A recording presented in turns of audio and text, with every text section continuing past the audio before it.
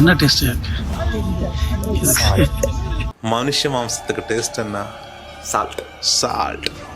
മനുഷ്യ മാംസത്തിന് ഉപ്പിന്റെ രുചിയാണെന്ന് പ്രേക്ഷകരോട് പറഞ്ഞ സുന്ദരിയായ തീക്ഷ്ണമായ കണ്ണുകളുള്ള അഘോരി, ഗംഗയുടെ തീരങ്ങളിൽ ആളിപ്പടരുന്ന ചിതകൾ നോക്കിയിരിക്കുന്ന Mahakali is a black hole, upsetting power all out. യഥാർത്ഥ അഘോരികൾ ക്യാമറയ്ക്ക് മുന്നിൽ വരില്ല, യഥാർത്ഥ അഘോരിയെ നിങ്ങൾക്ക് കാണാൻ പോലും സാധിക്കില്ല എന്ന തരത്തിൽ ഒരുപാട് കമന്റ് വന്നു. പക്ഷെ പിന്നീടുള്ള എൻ്റെ അന്വേഷണത്തിൽ എനിക്ക് മനസ്സിലായി അത് യഥാർത്ഥ അഘോരി അല്ല.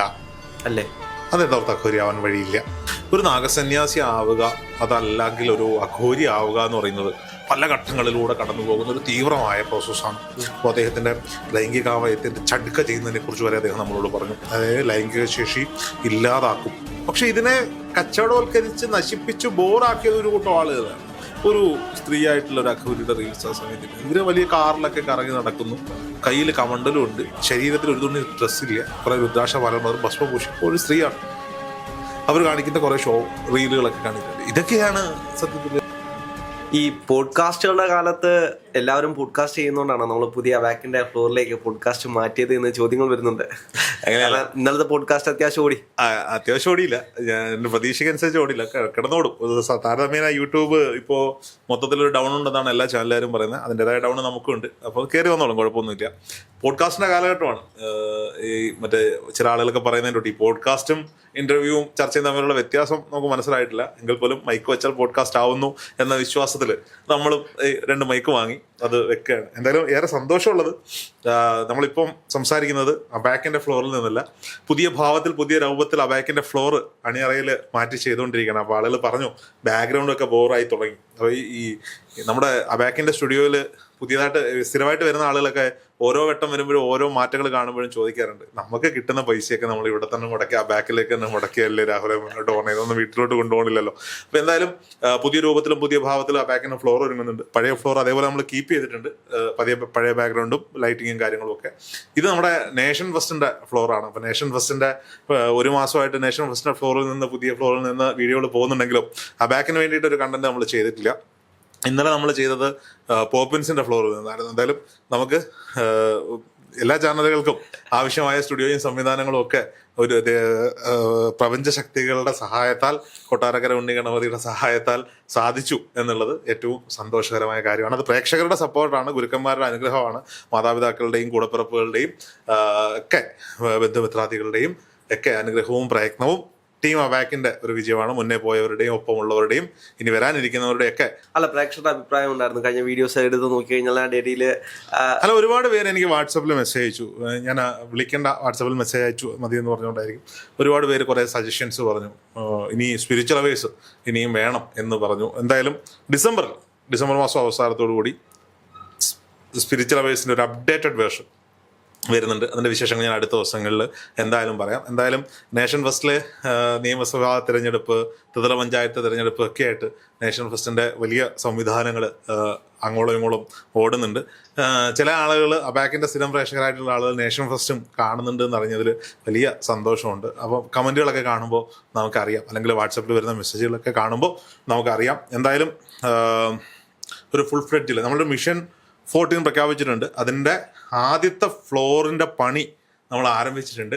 അത് മറ്റെങ്ങുമല്ല, കൊല്ലം ജില്ലയിലെ കൊട്ടാരക്കരയ്ക്കടുത്ത്, കൊട്ടാരക്കരയിലാണ്, ഉണ്ണിഗണപതിയുടെ നാട്ടിലാണ്, എൻ്റെ നാട്ടിലാണ് മിഷൻ 14. അതായത് 14 ജില്ലകളിലും നമ്മളുടെ സാന്നിധ്യം ഉറപ്പിക്കുന്നതിന് വേണ്ടിയുള്ള ഒരു പ്രോഗ്രാമാണ്. ആ പ്രോഗ്രാമിൽ ഒരു 1500 സ്ക്വയർ ഫീറ്റിൽ ഒരു പോഡ്കാസ്റ്റ് ഇന്റർവ്യൂ സ്റ്റുഡിയോ ഫ്ലോറും മറ്റ് സംവിധാനങ്ങളുമായി കൊട്ടാരക്കരയിൽ നിന്ന് അടുത്ത ദിവസങ്ങളിൽ നമ്മുടെ എല്ലാ ചാനലുകളിലേക്കുമുള്ള കണ്ടന്റുകൾക്കുള്ള പണികൾ പൂർത്തീകരിക്കും. എനിക്കൊന്ന് സ്പിരിച്വൽ അവേഴ്സ് പ്ലാൻ ചെയ്തിരിക്കുന്നത് കൊട്ടാരക്കരയിലാണ്. അങ്ങനെയാണ് മനസ്സിലുള്ള ആഗ്രഹം. മാറുമോയെന്നറിയില്ല, സാഹചര്യങ്ങൾ കൊണ്ട് ചിലപ്പോൾ മാറിയേക്കാം, ആളുകളുടെ യാത്രാ കാര്യങ്ങൾ അങ്ങനെയൊക്കെ ആണെങ്കിൽ സ്പിരിച്വൽ അവേഴ്സിനോടനുബന്ധിച്ച് നമ്മുടെ കൊട്ടാരക്കരയിലെ പുതിയ ഓഫീസിൻ്റെ ഉദ്ഘാടനവും നടത്താൻ പറ്റുമെന്ന പ്രതീക്ഷയിലാണ്, പ്രപഞ്ചം സഹായിച്ചാൽ. ഓക്കെ, ഇനി വിഷയത്തിലേക്ക് വരാൻ രാഹുൽ, എന്താണ് നമ്മുടെ പോഡ്കാസ്റ്റിൻ്റെ വിഷയം? നമ്മൾ ചർച്ച ചെയ്തിട്ടുള്ളൊരു വിഷയമാണ്. അതായത് കഴിഞ്ഞ കുംഭമേള സമയത്ത് നമ്മുടെ ചാനലിൽ കൂടെ തന്നെ പബ്ലിഷ് ചെയ്തൊരു അഘോരിയുടെ വീഡിയോ ഉണ്ടായിരുന്നു. ഒരു സ്ത്രീ ആയിട്ടുള്ള മനുഷ്യമാംസം ഭക്ഷിക്കുന്ന അഘോരി. മനുഷ്യമാംസത്തിന് ടേസ്റ്റ് എന്നാ? സാൾട്ട്. മനുഷ്യമാംസത്തിന് ഉപ്പിന്റെ രുചിയാണെന്ന് പ്രേക്ഷകരോട് പറഞ്ഞ സുന്ദരിയായ തീക്ഷ്ണമായ കണ്ണുകളുള്ള അഘോരി. ഗംഗയുടെ തീരങ്ങളിൽ ആളിപ്പടരുന്ന ചിതകൾ നോക്കിയിരിക്കുന്ന കറുത്ത വസ്ത്രധാരിയായ അഘോരി. ആ അഘോരിയുടെ വിഷ്വൽസ് അടക്കം നമ്മൾ ടെലികാസ്റ്റ് ചെയ്തു. ഒരുപാട് വിമർശനങ്ങൾ അതിൻ്റെ അടിയിൽ വന്നു. മലയാളത്തിൽ പറഞ്ഞാൽ പോലെ അറിയാത്ത ഇംഗ്ലീഷ് എന്തിനാണ് പറയുന്നത്, അറിയാത്ത തമിഴ് എന്തിനാണ് പറയുന്നത്. നമ്മളെടുത്ത വീഡിയോ ഒന്നും അല്ല അത്. നമ്മുടെ പ്രിയപ്പെട്ട സുഹൃത്ത് അർജുൻ സി വനജിൻ്റെ മാധ്യമപ്രവർത്തകനായ അർജുൻ സി വനജിൻ്റെ പിതാവിൻ്റെ ചിതാഭസ്മം ഗംഗയിൽ നിമഞ്ജനം ചെയ്യാൻ പോയപ്പോൾ, അതായത് മഹാകുംഭമേളയ്ക്ക് തൊട്ട് മുമ്പ് പോയപ്പോൾ അവിടെ കണ്ട അഘോരിയുടെ ഒരു വീഡിയോ അവൻ സംസാരിക്കുന്നത് ഷൂട്ട് ചെയ്തിട്ട് വന്നു. അപ്പോൾ ഞാൻ വളരെ തന്ത്രപരമായി അർജുൻ്റെ കയ്യിൽ ഇതുണ്ട് എന്ന് അറിഞ്ഞിട്ട് അർജുനുമായി ഗംഗ, അവിടെ കാശി വിശ്വനാഥ്, രാമക്ഷേത്രം ഒക്കെ പോയതിൻ്റെ വിശേഷങ്ങൾ ഇനി ഒരു പോഡ്കാസ്റ്റ്, ഒരു ചർച്ച പോലെ നമ്മൾ ചെയ്തപ്പോൾ ഈ വിഷ്വൽസ് ഞാൻ അവൻ്റെ അടുത്ത് എടുത്തിട്ട് പറഞ്ഞു, അർജുന ഇത് നിന്റെ ചാനലിൽ ഇട്ടാൽ കാണേണ്ടുന്നവർ കാണില്ല, എൻ്റെ ചാനലിലാണെങ്കിൽ ഇത് കാണാൻ ആഗ്രഹിക്കുന്നവരുണ്ടാകുമെന്ന് പറഞ്ഞ് ഞാൻ അവൻ്റെ അടുത്ത് നിന്ന് തന്ത്രപരമായി വാങ്ങി ആ ബാക്കിൻ്റെ പ്രേക്ഷകർക്ക് വേണ്ടി ടെലികാസ്റ്റ് ചെയ്തോന്നാണ്.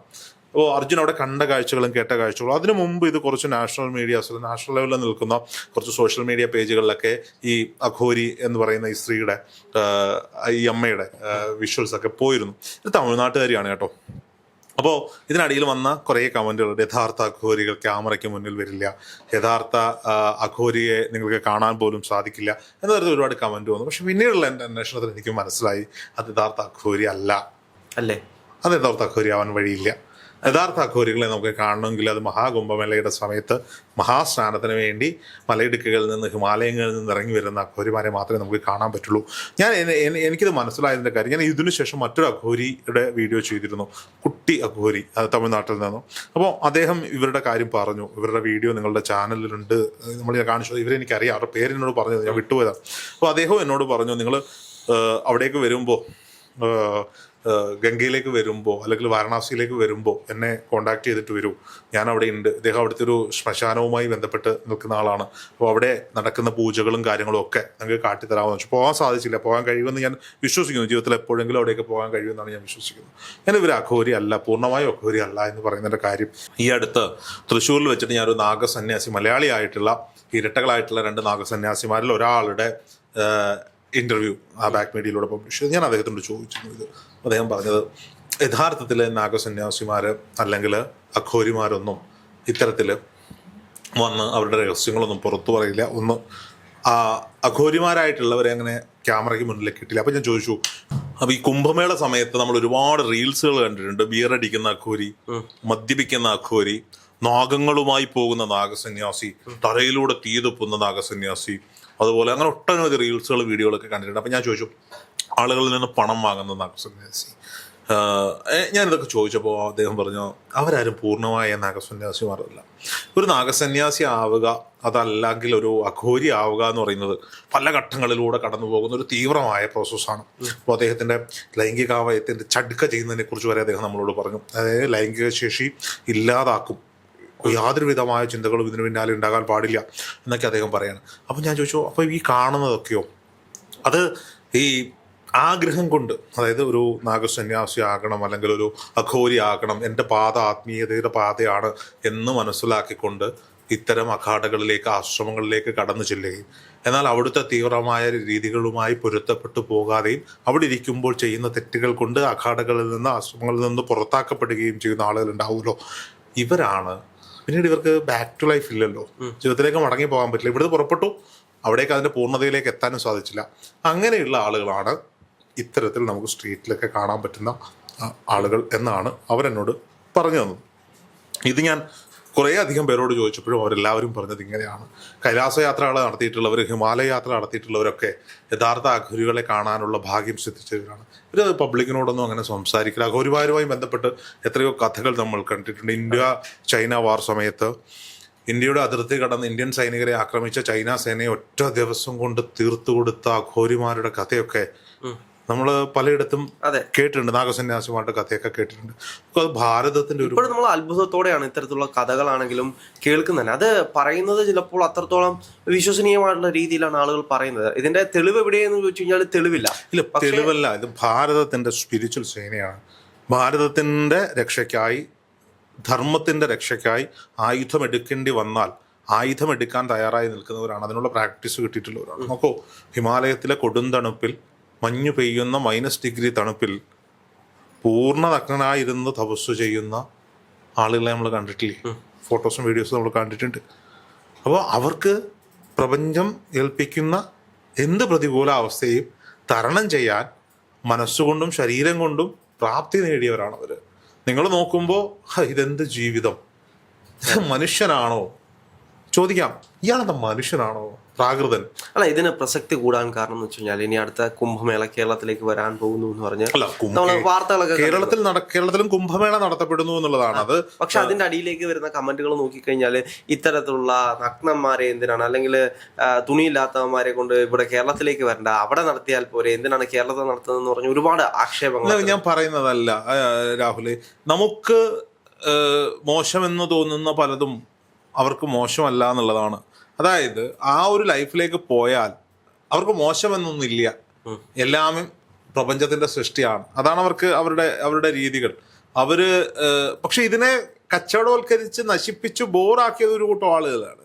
ഒരു സ്ത്രീ ആയിട്ടുള്ള ഒരു അഘോരിയുടെ റീൽസ് ആ സമയത്തിന്റെ ഇവര് വലിയ കാറിലൊക്കെ കറങ്ങി നടക്കുന്നു, കയ്യിൽ കമണ്ടലും ഉണ്ട്, ശരീരത്തിൽ ഒരു തുണി ഡ്രസ്സില്ല, കുറെ രുദ്രാക്ഷ മലർമറും ഭസ്മഭൂഷി. ഇപ്പോൾ ഒരു സ്ത്രീയാണ്. അവർ കാണിക്കുന്ന കുറേ റീലുകളൊക്കെ കണ്ടിട്ടുണ്ട്. ഇതൊക്കെയാണ് സത്യത്തിൽ എന്താണ് ഇതിനെ നശിപ്പിക്കുന്നത്. അല്ലാതെ യഥാർത്ഥ അഘോരികൾ, യഥാർത്ഥ നാഗസന്യാസിമാരൊന്നും അങ്ങനെയൊന്നും ഇറങ്ങി വരുന്നവരല്ല, അങ്ങനെയൊന്നും നടക്കുന്നവരും അല്ല എന്നുള്ളതാണ്. നമുക്ക് ഇതൊക്കെ ഒരു എന്താ ഞാൻ പറയാ, ഇപ്പോൾ ശവം ഭക്ഷിക്കുന്ന അഘോരി നമ്മൾ പലയിടത്തും കേട്ടില്ലേ, പല പുസ്തകങ്ങളിലും വായിച്ചില്ലേ, പല റീലുകളും കണ്ടില്ലേ. അതവരുടെ പൂജയുടെ ഒരു രീതിയാണ് ഞാൻ പറയുന്നത്, മനസ്സിലാവണം. അല്ലാതെ അവർ ഭക്ഷണത്തിന് വേണ്ടി ശവം തിന്നല്ല. അവിടെയാണ് ഈ വ്യത്യാസം. അവരുടെ പൂജ, ശവപൂജ അല്ലെങ്കിൽ ശ്മശാന പൂജ എന്ന് പറയുന്ന ചടങ്ങിന്റെ ഭാഗമാണ്. അതൊരു പുറത്തു പറയുകയോ റീല് ചെയ്യുകയോ ഫോട്ടോ എടുക്കുകയോ വീഡിയോ എടുക്കുകയോ ഒന്നും ചെയ്യുന്നു. പലപ്പോഴും നമ്മൾ കേട്ടിട്ടുണ്ട് ശവത്തിന്റെ മുകളിലിരുന്ന് തപസ് ചെയ്യുന്ന അഘോരിമാർ, അല്ലെങ്കിൽ അതിനെ ദൈവത്തെ പോലെയാണ് അവർ കാണുന്നത്. ഞാൻ പറഞ്ഞല്ലോ, അവർക്ക് ശവം ഇല്ല, മനസ്സിലാക്കണം. നമുക്കാണ് ഒരാൾ മരണപ്പെട്ട, ഇപ്പൊ നമ്മുടെ പ്രിയപ്പെട്ട ഒരാൾ മരണപ്പെട്ടാൽ പിന്നീട് അയാള് ശവശരീരമായി മാറുകയാണ്. അവർക്കങ്ങനെ ശവം ഒന്നും ഇല്ല. അല്ല, അപ്പോഴാണ് ഇവിടെ ഒരുപാട് ആളുകൾ ഇപ്പം ആത്മാവുണ്ട്, പ്രേതബാധയുണ്ട്, അത്തരത്തിലേക്കൊക്കെ ഇതിനെ വലിയ രീതിയിൽ നോക്കൂ. ആത്മാവും പ്രേതവും ഒരു ഫിസിക്കൽ ബോഡിയും തമ്മിൽ എന്താ ബന്ധം? ഒരു മൃതശരീരവും തമ്മിൽ എന്താ ബന്ധം? ഒന്നുമില്ല. ആത്മാവാണ് സ്ഥിരമായി ഇവിടെ ഉള്ളത്. മനസ്സിലാക്കേണ്ടുന്ന ഒന്നാണ്, ആത്മാവാണ് സ്ഥിരമായി ഇവിടെ ഉള്ളത്. ഫിസിക്കൽ ബോഡി ഇപ്പൊ ഉണ്ടായതല്ലേ. പക്ഷെ അങ്ങനെയാണെങ്കിൽ അവിടെ ഉള്ള, അതായത് ഗംഗയിലൊക്കെ പോയി ജീവത്യാഗം ചെയ്യുന്ന ആളുകളുണ്ട്. അപ്പൊ അവരുടെ ആത്മാക്കൾ എവിടേക്ക് പോകും? ഇപ്പൊ ഒരു വീട്ടില് ജീവത്യാഗം ചെയ്തു കഴിഞ്ഞാൽ, അല്ലെങ്കിൽ ആത്മഹത്യ ചെയ്തു കഴിഞ്ഞാല് അവരുടെ ആത്മാവ് അവിടെ തന്നെ കാണും. അവരുടെ വിശ്വാസം എന്താ? പക്ഷേ അവർ ആഗ്രഹങ്ങൾ മാറ്റി വെച്ചിട്ടല്ല പോണേ. കടബാധ്യത കൂടി ആത്മഹത്യ ചെയ്യുന്നവരല്ല. അവര് ജീവിതത്തിന്റെ പൂർണ്ണതയിലേക്ക് എത്തി എല്ലാം കഴിഞ്ഞ് അവിടേക്ക് ജീവൻ സമാധിപ്പിക്കാന്ന് വിചാരിച്ചിട്ട് പോകുന്ന ആളുകളായിരിക്കും. അവിടെ പിന്നെ ആത്മാവിന് ആഗ്രഹങ്ങൾ ഉണ്ടെങ്കിൽ ഇവിടെ നിന്നാ പോരെ. അല്ലെങ്കിൽ പരമാത്മാവിൽ ലയിച്ചൂടെ? മോക്ഷം ലഭിക്കില്ലേ? മോക്ഷപ്രാപ്തി അല്ലേ അവരുടെ ലക്ഷ്യം? അല്ല, ഇപ്പൊ തന്നെ പോയിട്ട് അങ്ങനെ ആരും ആത്മഹത്യ ചെയ്യില്ല. അഘോരികളുടെ കാര്യം പറഞ്ഞ സമയത്ത് അഘോരികളാകുന്നില്ല അവര്. ആഗ്രഹം പൂർത്തിയാക്കാതെ അല്ലേ അവര് അഘോരികളാകാതെ മാറി. അവരെ കൊണ്ട് അങ്ങനെ സമാധിയാകാനോ ജീവത്യാഗം ചെയ്യാനോ സാധിക്കില്ല രാഹുലെ. അങ്ങനെ ചെയ്യില്ല അവര്. അതുകൊണ്ടാണ് അവരിങ്ങനെ ആളുകളോട് പണമൊക്കെ ചോദിച്ച് ഇങ്ങനെ പല ജീവികളൊക്കെ കാണിച്ച് ഇങ്ങനെ ജീവിച്ചു പോകുന്നത്. അല്ലെങ്കിൽ അവർക്ക് നേരത്തെ ആയിക്കൂടായിരുന്നോ? അവരെ കൊണ്ട് അത് സാധിക്കില്ല. സമാധി എന്ന് പറയുന്ന ഒരു അവസ്ഥയിലേക്ക് പോകാൻ അവരെ കൊണ്ട് സാധിക്കില്ല. അതവിടെയാണ് നമ്മൾ മനസ്സിലാക്കേണ്ടത്. ആത്മാവ് പരമാത്മാവിൽ അവർ ലയിപ്പിക്കുകയാണ്. പിന്നീട് ആത്മാവിന് ആഗ്രഹങ്ങളില്ല. ആഗ്രഹങ്ങൾ മുഴുവൻ പൂർത്തീകരിച്ച് സന്യാസവും സ്വീകരിച്ച് അവർ ആത്മീയതയിലേക്ക് ആണ്ടിറങ്ങി പോവുകയാണ്. അവസാനം അവർക്കറിയാം ഒരു സമയമാകുമ്പോൾ പ്രാണൻ പരമാത്മാവിൽ ലയിപ്പിക്കണം, പ്രപഞ്ചത്തിൽ ലയിപ്പിക്കണം. അവരങ്ങോട്ടേക്ക് അങ്ങ് പോവുകയാണ്, യാത്ര ചെയ്യുകയാണ് എന്നുള്ളതാണ്.